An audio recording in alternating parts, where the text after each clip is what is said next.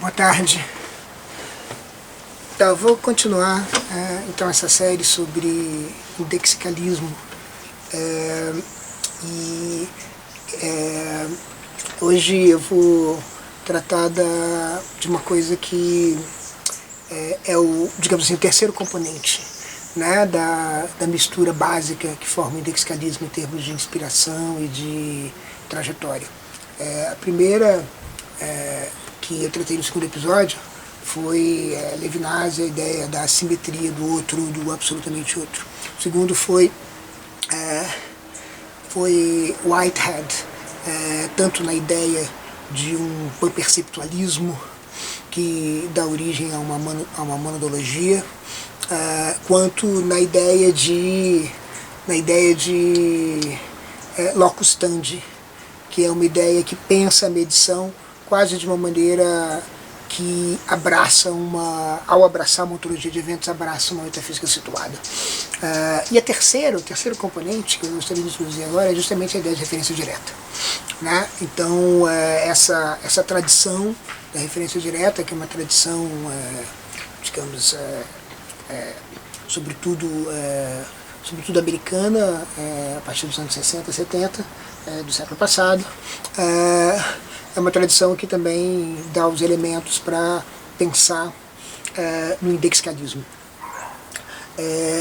A ideia central da referência direta, é pensar em expressões linguísticas, como, por exemplo, nomes próprios ou demonstrativos, como sendo coisas que escapam da noção de algum equivalente descritivo. Então aqui você tem dois elementos já centrais, né? Você tem de um lado essas expressões, são expressões, digamos que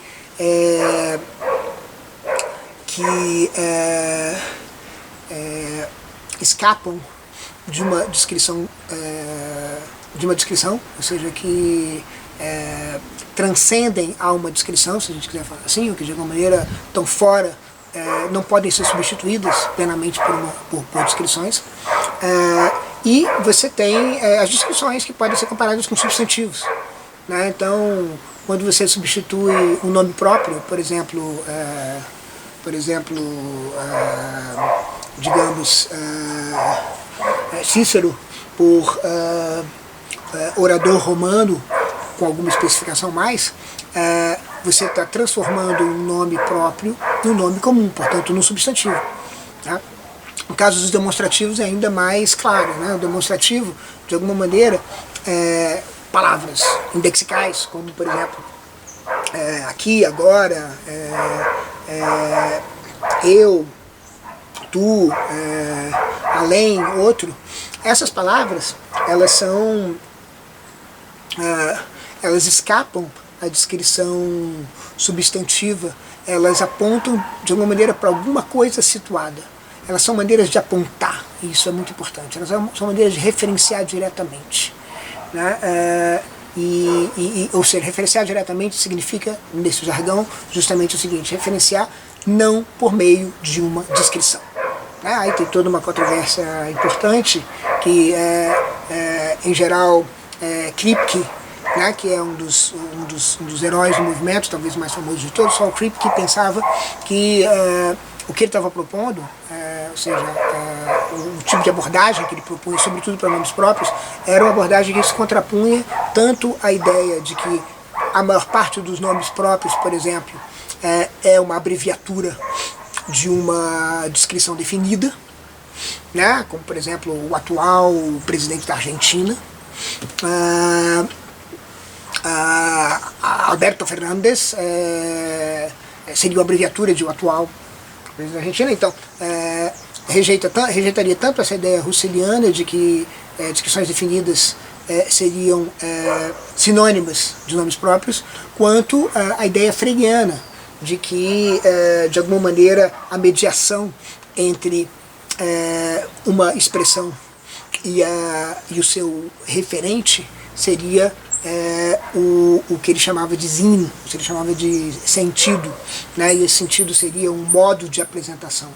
É claro que modos de apresentação e descrição são coisas diferentes, e de fato do ponto de vista freudiano, tem que ser pensados como coisas diferentes. Mas aqui Kripke já junta as duas coisas e para todos os efeitos é isso que a gente vai um pouco fazer, ou seja, pensar que não há mediação nem de sentidos e nem de, digamos, de conotação, né? Nem de sentidos, nem de conotação e nem de descrições, para haver a referência, fazer com que uma expressão refira ao seu referente, a sua referência.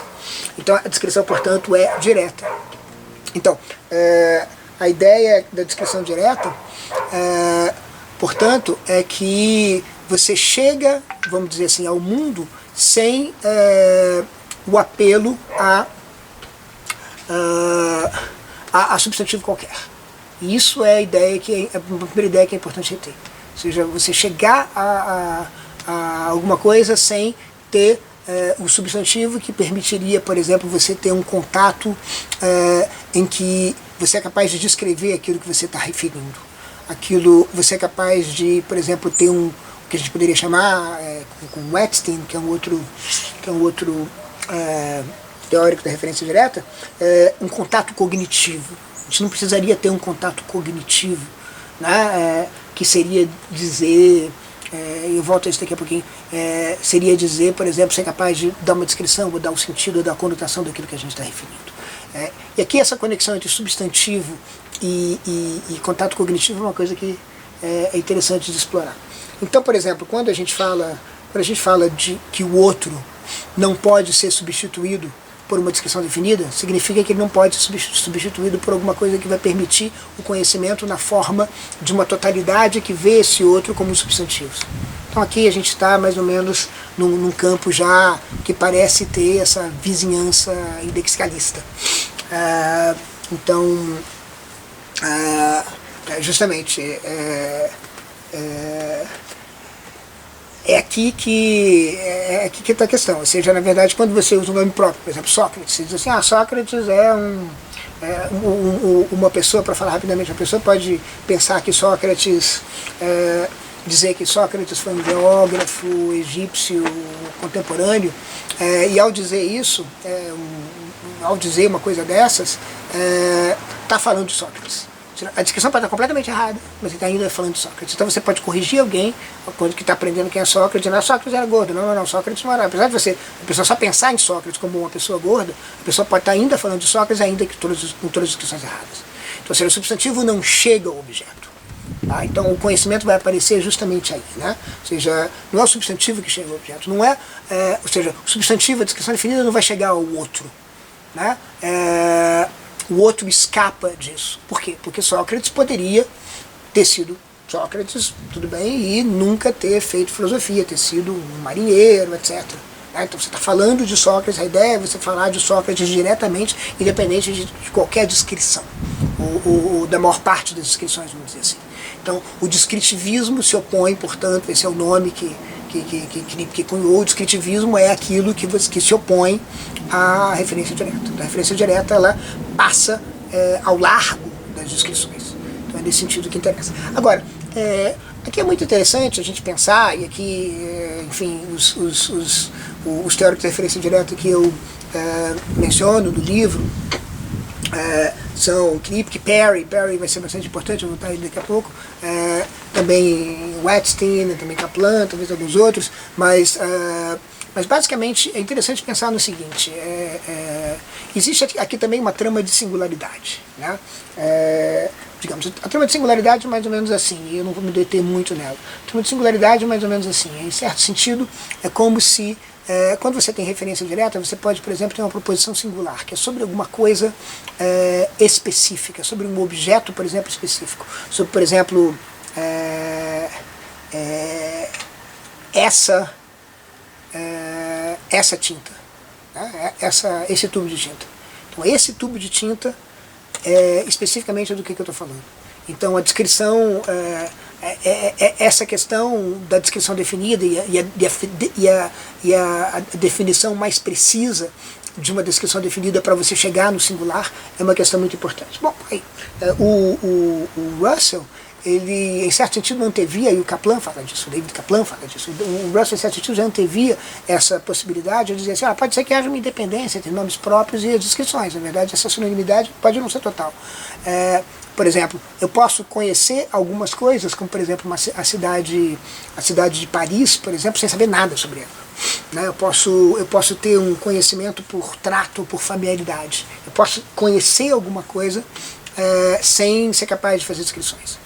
E, enfim, aqui você tem toda uma tradição, que a tradição está ligada a acquaintance, que é bastante interessante, tem problemas, seus próprios problemas e tal.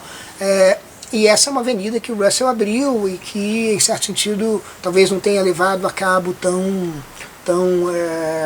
tanto quanto poderia ter levado, etc. A referência direta, ela não vai para essa avenida, e essa é uma das originalidades mais importantes, e é com isso eu volto à questão do substantivo, da relação de substantivo e contato cognitivo. A Kripke e o pessoal, essa turma, eles não pensam em termos de eu posso conhecer alguma coisa de uma maneira que não seja por descrição. Posso conhecer alguma coisa sem fazer descrição. Posso conhecer simplesmente ser apresentado a alguém. Seria a ideia ser apresentado a alguém, saber nada sobre essa pessoa, mas eu conheço. Não sei nada sobre ela, mas eu conheço, digamos. Para fazer essa distinção entre conheço e sei. Saber e conhecer. Em português funciona, nem todas as línguas funcionam dessa maneira. Mas, enfim, saber e conhecer, eu conheço alguém, esse conhecimento não é um conhecimento de trato, é um conhecimento de familiaridade, de ser apresentado não é um conhecimento que envolve descrições. O ponto não é esse. O ponto é que quando eu digo Sócrates é um geógrafo egípcio contemporâneo, gordo, quando eu digo uma coisa dessa, eu tô falando de Sócrates. Independente de eu conhecer Sócrates ou não conhecer Sócrates. O contato linguístico, aqui eu uso os termos Watson que me ajudam bastante pedagogicamente, o contato linguístico ele é independente do contato cognitivo. Não tem contato cognitivo nenhum. A ideia é que não é que eu tenho um acesso não descritivo, um acesso imediato ao referente de um nome próprio ou de um nome ou de um demonstrativo. Não. A referência direta não é isso. A referência direta não é a referência que eu sei que eu estou fazendo. Não é isso. Aqui, e esse é um ponto muito, muito importante, a referência direta ela introduz de uma maneira completa, de uma maneira bem explícita, o que se chama de externalismo em semântica. Ou seja, a ideia de que eu posso significar alguma coisa sem saber o que eu estou significando. Eu posso me referir a alguma coisa sem saber a que eu estou me referindo. Eu posso estar completamente errado acerca de Sócrates, mas ainda assim eu estou falando de Sócrates. É essa a ideia. Ou seja, por quê? Porque a expressão aponta naquela direção. E esse é um ponto muito, muito importante. Talvez esse é um ponto central. Então, se você pensa, por exemplo, nos demonstrativos, rapidamente, quando eu aponto para, por exemplo, para lá, eu posso não saber absolutamente nada sobre lá. Não se trata de saber alguma coisa, não se trata de nada cognitivo. Se trata simplesmente de fazer um contato que não é cognitivo, um contato de outra natureza. A semelhança aqui com... lembro que a semelhança desse tipo de ideia com a ideia do outro que não é acessado cognitivamente, do outro absoluto que não é acessado cognitivamente, de Levinas, é uma ideia que eu já exploro há algum tempo, explorei no meu livro Excesso e Exceções. Bom, não importa. O que importa é que é o seguinte. Então, esses nomes, por exemplo, esses demonstrativos, eles apontam para alguma coisa sem nenhum tipo de contato cognitivo. Então, não se trata de sequer, por exemplo, falar que o agora fala de tem uma regra geral sobre o funcionamento do agora que precisa ser conhecida para que a expressão agora funcione ou a expressão ali funcione. Não, nem isso. Né? Se tratam de instrumentos que não precisam ser conhecidos, passam a ser usados para que esse apontar se dê. E esse apontar é que é muito importante do ponto de vista indexalista. Então, para a gente deixar isso mais claro ainda, tem um ponto muito importante que tem a ver com o outro semântico da referência direta, que é o Keith do Allen, mas que pode ser pensado em termos de Kripke, que é muito interessante. O Kripke aponta, já no Naming and Necessity, que é um texto muito importante, seminal, vular, sobre o tema, sobre essa pegada toda, 1970, eu acho que foram as conferências, o livro saiu em 72, Naming and Necessity. Bom, é a ideia de que há uma diferença entre uma descrição que é uma descrição que define alguma coisa e uma descrição que satisfaz, que fixa a referência. Então, a primeira tem a ver com satisfação, a segunda não tem a ver com satisfação, a segunda tem a ver com apontar. E isso é uma diferença muito importante, né? Ou seja, até descrições definidas são tais que elas servem para fixar a referência. Então, a ideia é que, por exemplo, eu posso estar completamente enganado acerca de que gatos são animais. Gatos podem ser, por exemplo, robôs mandados por extraterrestres para espiar a vida humana. Mas, quando eu descobri isso, não é que eu vou dizer que gatos não existem, que gatos são definidos como sendo animais, etc. Mas eu vou dizer que gatos são robôs. O que eu vou dizer é que gatos são... que eu descobri alguma coisa sobre gatos, mas sobre os mesmos gatos. Então, por exemplo, não sei, isso tem consequências importantes para a questão da variação de significado no decorrer de diferentes teorias científicas. Átomo mudou de significado completamente, mas você ainda está falando de átomo em certo sentido. Ou melhor ainda, você ainda está falando, por exemplo, de elétron, ainda que sua teoria do elétron tenha mudado completamente. Porque a referência se dá independente da cognição. Essa é a ideia. Né? Então, é como se a cognição fosse, e aqui é um ponto importante, como se a cognição fosse, em certo sentido, uma espécie de contato substantivo. E, justamente, o indexicalismo, ele nega isso, né? Ele nega que...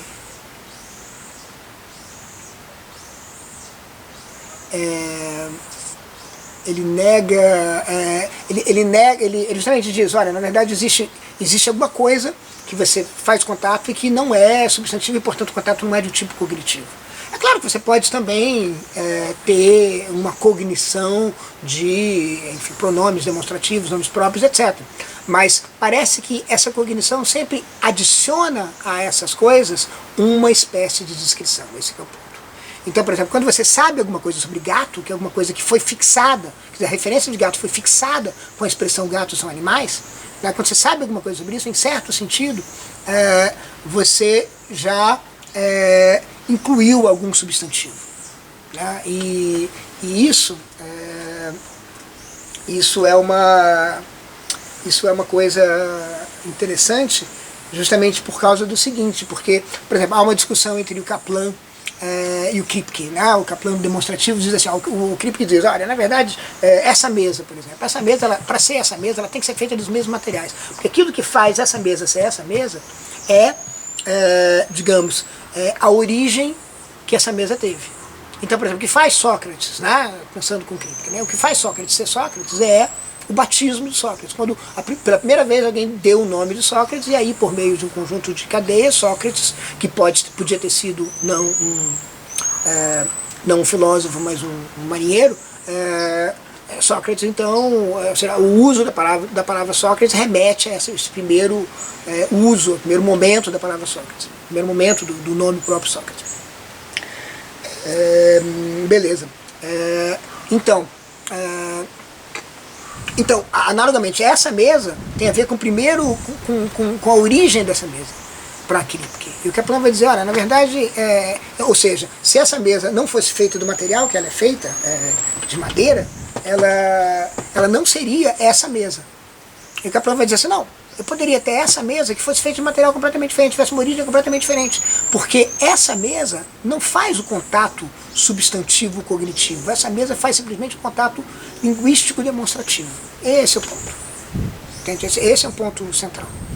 Então, é como se a referência, a descrição que define, né, o uso atributivo e o uso referencial das descrições nos termos do Donnellan, quando você define alguma coisa, você está dando descrições, você está dando substantivos, você está colocando ela no mundo dos substantivos. Mas quando você simplesmente fixa a referência, você está dizendo assim, olha, é esse troço aqui.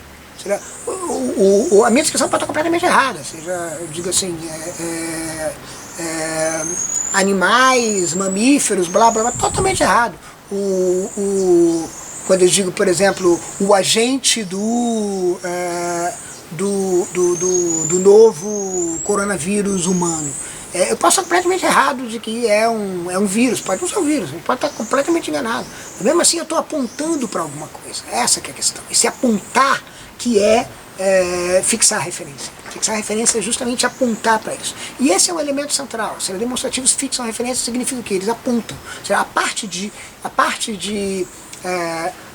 que a linguagem expressa conhecimento, ela faz uma outra coisa.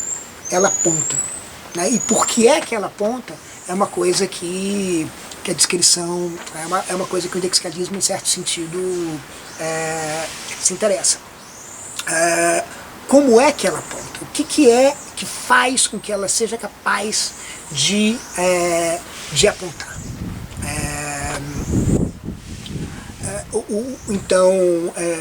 Então a tese indexicalista, agora a gente colocando nesses termos, é mais ou menos o seguinte: a gente a gente faz, portanto, um contato linguístico por meio de expressões, por exemplo, em última instância, vamos dizer, indexicais, tá? Ou seja, o contato linguístico se dá dessa maneira. E o que a gente aponta, e esse é um ponto importante, o que a gente aponta, em última instância, não são substantivos. Também são coisas que só podem ser melhor descritas em termos indexicais.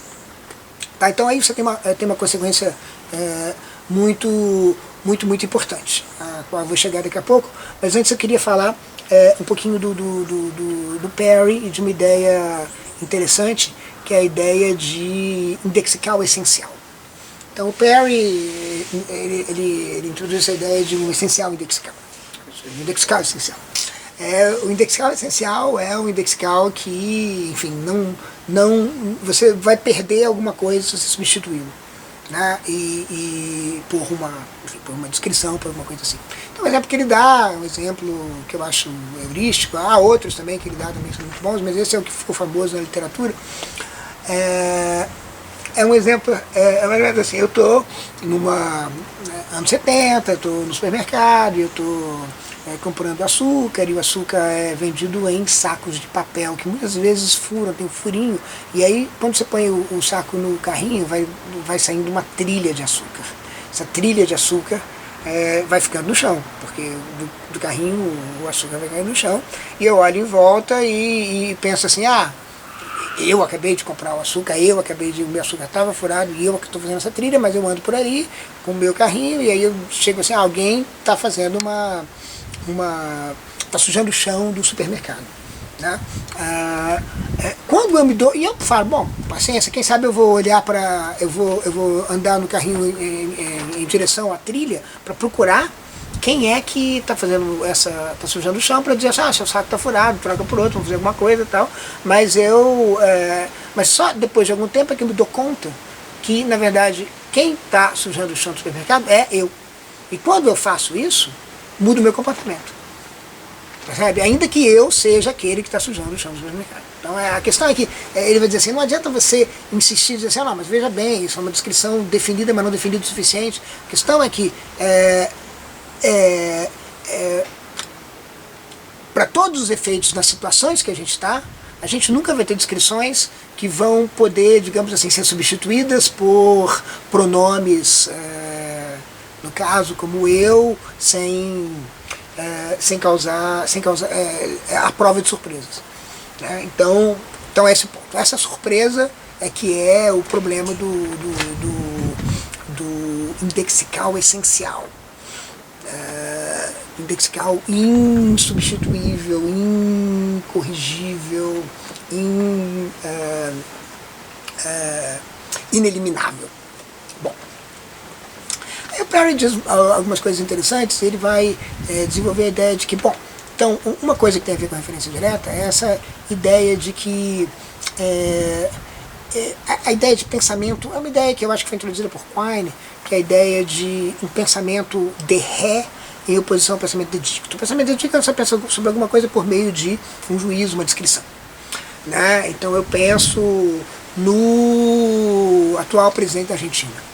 Né? E quando eu penso de ré, é como se eu tivesse o próprio objeto, Alberto Fernandes, na minha expressão linguística. É como se o meu pensamento, desculpa, no meu pensamento. O meu pensamento já contém a coisa, não o dicto sobre a coisa, não o juízo sobre a coisa, não a descrição sobre a coisa, mas a própria coisa. Então é um pensamento de ré, é um pensamento que vai diretamente ao objeto. Mas aí o Perry faz uma observação interessante. Na verdade, quando você vai diretamente ao objeto, parece que você vai ainda diretamente a alguma coisa que não é indexical. Ele diz assim, existe muito mais indexicalidade do que parece. Já uma observação muito importante para o indexicalismo. Né? Perry, talvez, de todos os teóricos da referência direta, seja, em certo sentido, aquele que mais próximo chegou do indexicalismo, e isso tem implicações na ideia de semântica situada que ele vai desenvolver com o Bear Wise a partir dos anos 80, e que, em certo sentido, é um caminho diferente do caminho do indexicalismo, mas mostra o quanto que o Perry estava, em certo sentido, persuadido da ideia de que indexicais parecem ter uma chave mais importante do que pode parecer à primeira vista nas discussões em filosofia em filosofia da linguagem. Agora veja, então o Perry vai introduzir essa ideia de que as crenças, elas são localizadas, elas são situadas. Lembra do locus standi do Whitehead, né, que eu falei no episódio anterior, no episódio 5, eu acho. Então, é como se as crenças fossem localizadas, né? Como se as crenças fossem... você acredita numa coisa, numa determinada situação, numa posição. Né? Então você não... Então, essa crença... Então, por exemplo, quando você está na posição de ser aquele que está sujando o chão do supermercado, a sua crença muda, porque você está naquela posição. Você está aquela posição que altera. Ou seja, a posição é central na história. E justamente aí é que dá para a gente passar, digamos assim, vamos dizer, do indexicalismo como uma teoria da linguagem, que é basicamente uma decorrência da referência direta, de passar para um outro elemento, um outro componente muito interessante que dá para a gente vislumbrar a partir desse ponto de vista acerca do indexicalismo, que é a ideia de indexicalismo, que a gente pode chamar de indexicalismo metafísico, sei lá, falta uma palavra melhor. Indexicalismo é uma tese metafísica, como eu já falei várias vezes, ou seja, uma tese metafísica no sentido de que é uma tese, enfim, acerca das coisas, vamos dizer assim, para a gente falar bem rapidamente. Então a ideia é que quando você refere, quando você denota, você está apontando. Agora, o que você está apontando? Você está apontando para aquilo que digamos, abusando um pouco da linguagem, que você está pensando de ré como também um indexical. Não sei se ficou muito enigmático, mas a ideia então, tanto falar de outra maneira, não é que você aponta para um objeto, você aponta para um outro indexical. Então, através do indexical que aponta, você aponta para alguma coisa que aponta. Eu chamo isso, tenho chamado isso, não no livro, mas em consequências, em desenvolvimentos posteriores, de deferalismo, ou seja, de uma coisa que defere a outra, que defere a outra, que defere a outra. O trabalho de apontar, que é um trabalho situado. De onde eu aponto e para onde eu aponto. Mas isso depende de uma posição. Né? Então, é como se a gente tivesse, então, portanto, dois elementos indexicais. Primeiro, digamos assim, a proposição indexical, que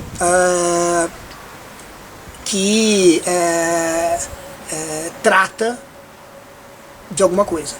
né, que é sobre alguma coisa, que tem uma capacidade intencional. Por que ela tem uma capacidade intencional? Porque os indexicais apontam. Tá? Então há um acoplamento aqui entre a proposição e aquilo que a proposição aponta. E aí você tem também um mundo que também, ou seja, digamos assim, para usar os termos clássicos de Russell, você tem a proposição e você tem o estado de coisas, e o estado de coisas ele também é indexical. O estado de coisas ele não é feito de objetos como, enfim, mais do que o nome próprio, o objeto, Otelo, a relação acreditar, o objeto Desdémona, o objeto, a relação amar, Cássio, o objeto Cássio, não é isso. O estado de coisas é justamente, bom, enfim, ou seja, não é alguma coisa, não são referentes desses elementos proposicionais, mas são indexicais. Ou seja, os nomes próprios indicam como é que você chega nisso. Ou seja, os nomes, as expressões linguísticas elas são espécies de endereçamento. E os indexicais são endereçamentos. E quando você chega nos estados de coisas, você encontra outros endereçamentos. Então, são indexicais que apontam para outros indexicais. Tá? Então, essa relação de apontar para outros indexicais que seria, portanto, a relação, vamos dizer, já diretamente seria uma relação de intencionalidade. Então a intencionalidade ela vem. A intencionalidade vem o quê? Que intencionalidade é essa? A intencionalidade é justamente a relação entre esse contato linguístico. Esse contato linguístico que eu posso ter com o gato sem saber nada sobre o gato. É essa intencionalidade que o indexical promove. Né? É a possibilidade de apontar para alguma coisa. Eu falo assim, não sei se ajuda ou não, e vou tentar esclarecer um pouco mais. É como se, em última instância, o indexicalismo metafísico fosse a ideia de que o mundo é feito de setinhas, uma coisa que aponta para outra, uma coisa que aponta para outra, uma coisa que aponta para outra, uma coisa que só é significado, só tem algum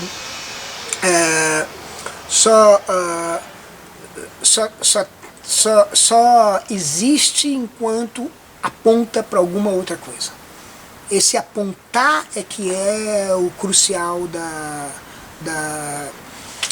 existência. Então vamos ver, retomando essa ideia de um universo de setinhas, né? Setinhas como mobiliário do universo. Então, retomando essa ideia, a questão é, então, nós apontamos, então uma expressão como, por exemplo, gatos são animais, aponta para não o objeto gato, que é o objeto da descrição definida, o objeto que tem referência fixada pela descrição definida. Mas aquilo que a descrição definida fixa é um endereço, que pode ser, digamos, conhecido por meio de substantivos. Aí os substantivos podem ser quaisquer, aí você pode fazer uma variação modal, vários mundos possíveis, etc. Mas é um endereço que eu estou apontando. Né? É isso que, digamos assim, isso que está sendo, digamos, mais rigidamente, para usar o termo do Kripke, ou seja, do Kripke, está sendo rigidamente apontado. Então eu estou apontando para aquele negócio, estou apontando para aquilo, independente de qualquer descrição. Né? Então o that do Kaplan, é o that demonstrativo, que não tem um substitutivo, não pode ter um substitutivo dedicto. Então é isso que eu tô apontando. Né? Agora, o que é esse isso? Esse isto, ele por sua vez, como o estado de coisas é também indexical, esse isto que eu estou apontando, que estou fixando a referência por meio de gatos ou animais, esse isto, ele também é um isto em relação a outras coisas. Então, por exemplo, em relação a outros, em relação a um objeto que apareceu num certo momento numa casa, um gato que apareceu numa casa. Então é apenas em relação à casa, em relação ao chão, em relação às coisas que o gato interage. É apenas com respeito a essas coisas que o gato existe. Ou seja, a existência dele é uma existência lexical. A existência de todas as coisas são indexicais. Então essa é essa ideia que o lexicalismo metafísico mais ou menos aponta. Então é mais ou menos como se a gente apontasse para endereços. Né? O que a gente aponta o que a gente faz é apontar para endereços. E a linguagem é capaz de intencionalidade porque, veja bem, essa conjectura que o lexicalismo permite que a gente faça, isso é possível. Ou seja, a linguagem é capaz de intencionalidade, a linguagem é capaz de apontar para alguma coisa, a linguagem é capaz de referência, a linguagem é capaz de denotação, a linguagem é capaz de se referir a alguma coisa, justamente porque a intencionalidade está no mundo. Justamente porque a intencionalidade é tal que uma coisa está apontando para outra, uma coisa existe em relação às demais. Então, como você não tem um ponto, uma terminação um ponto terminal nesse apontar, então justamente você não tem o fim da intencionalidade. A intencionalidade ela é em certo sentido interminável. Então é apenas em relação a uma exterioridade que alguma coisa é o que é. É apenas em relação a essa exterioridade que é uma espécie de endereço, o lado de fora, um demonstrativo que também não pode ser reduzido a substantivos, a descrições substantivas. E, portanto, não pode ser alvo de um acesso cognitivo, como a gente estava entendendo, acesso cognitivo como apelo a uma descrição. Então, portanto, não é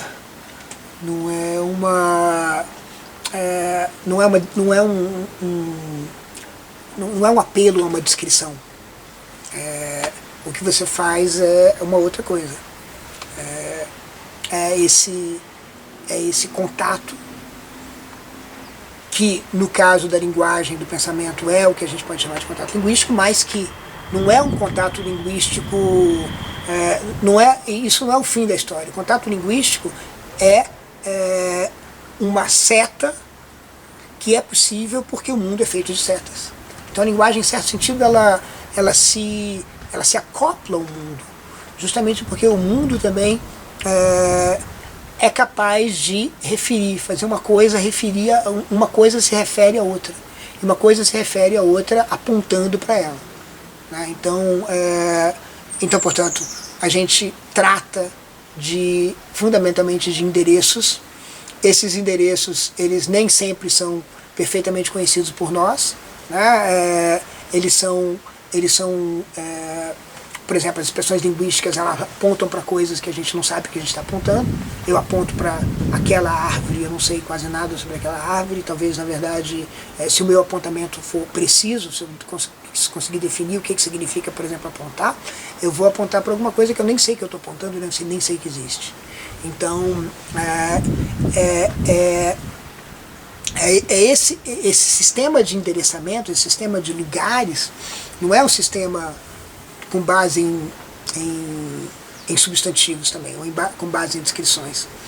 Ela elude a descrição. O lexical elude a descrição, o apontar elude a descrição. Essa é uma lição muito importante da referência direta. Então, ou seja, eu fixo uma referência, eu fixo a referência de gato, independente do que a minha descrição está fazendo. Eu trato de Sócrates independente do que a minha descrição está fazendo. Então, a trama de substantivos, ela não chega a denotação. né? É claro, assim como o meu conhecimento pode chegar às coisas de alguma maneira, as coisas, no entanto, eludem ao meu conhecimento. E as coisas eludem os meus conhecimentos porque eu entro em contato com elas a partir dessa estrutura indexical que o mundo oferece. Ou seja,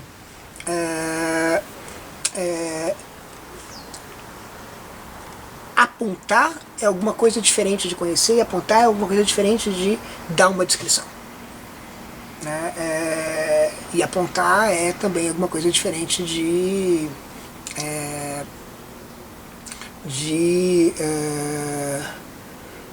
ter um conhecimento.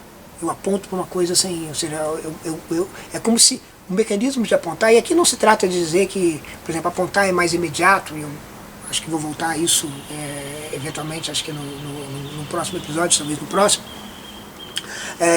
Não se trata de dizer que apontar é mais imediato do que descrever. Talvez até só seja possível apontar certas coisas depois que você é capaz de se emaranhar em descrições. Não se trata disso.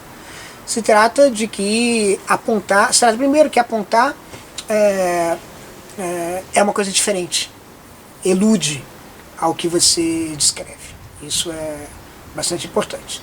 E segundo, que a maneira como eu aponto é uma maneira diferente de como uma outra pessoa aponta.